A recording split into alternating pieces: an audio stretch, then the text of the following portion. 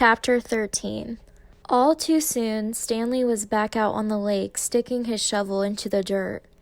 X-Ray was right. The third hole was the hardest. So was the fourth hole, and the fifth hole, and the sixth, and the... He dug his shovel into the dirt. After a while, he lost track of the day of the week and how many holes he dug. It all seemed like one big hole, and it would take a year and a half to dig it. He guessed he'd lost at least 5 pounds. He figured that in a year and a half, he'd either be in great physical condition or else dead. He dug his shovel into the dirt. It couldn't always be this hot, he thought. Surely it got cooler in December. Maybe then they froze. He dug his shovel into the dirt. His skin had gotten tougher. It didn't hurt so much to hold the shovel. As he drank from his canteen, he looked up at the sky. A cloud had appeared earlier in the day. It was the first cloud he could remember seeing since coming to Camp Green Lake. He and the other boys had been watching it all day, hoping it would move in front of the sun. Occasionally it got close, but it was just teasing them. His hole was waist deep. He dug his shovel into the dirt, and as he dumped it out, he thought he could see something glisten as it fell onto the dirt pile. Whatever it was quickly buried. Stanley stared at the pile a moment, unsure if he'd even seen it. Even if it was something, what good would it do to him? He'd promised to give anything he found to X-Ray. It didn't seem worth the effort to climb out of his hole to check it out. He glanced up at the cloud, which was close enough to the sun that he had to squint to look at it. He dug his shovel back into the earth, scooped out some dirt, and lifted it over his dirt pile. But instead of dumping it there, he tossed it off to the side. His curiosity had gotten the better of him. He climbed up out of his hole and sifted his fingers through the pile. He felt something hard and metallic. He pulled it out. It was a gold tube, about as long and as wide as the second finger on his right hand. The tube was open on one end and closed at the other. He used a few drops of his precious water to clean it. There seemed to be some kind of design on the flat closed end. He poured a few more drops of water on it and rubbed it on the inside of his pants pocket. He looked again at the design engraved into the flat bottom of the tube. He could see the outline of a heart with the letters KB etched inside it. He tried to figure out some way that he wouldn't have to give it to X-Ray. He could just keep it, but that wouldn't do him any good. He wanted a day off.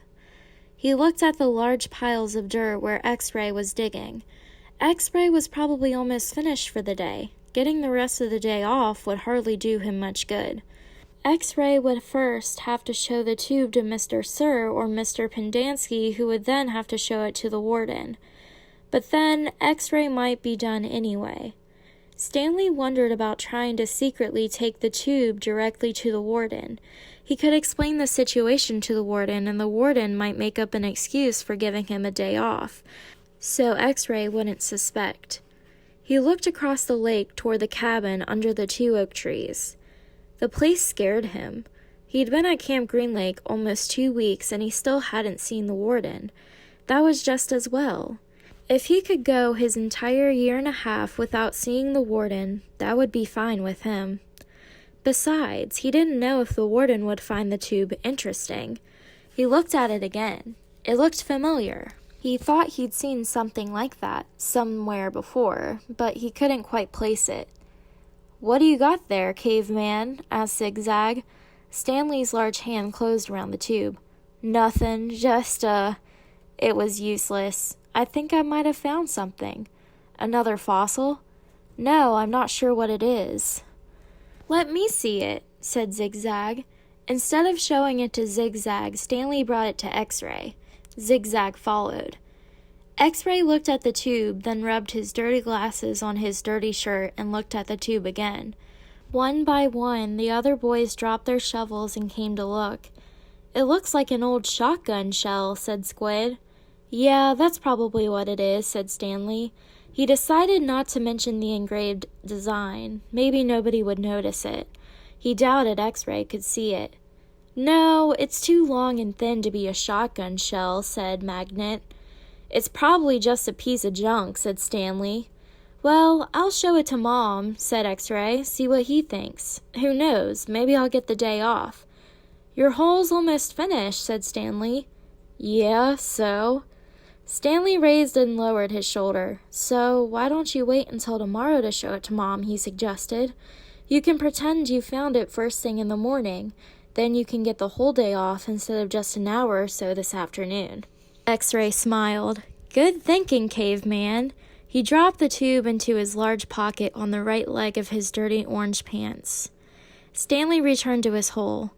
When the water truck came, Stanley started to take his place at the end of the line, but X-Ray told him to get behind Magnet in front of Zero. Stanley moved up one place in line.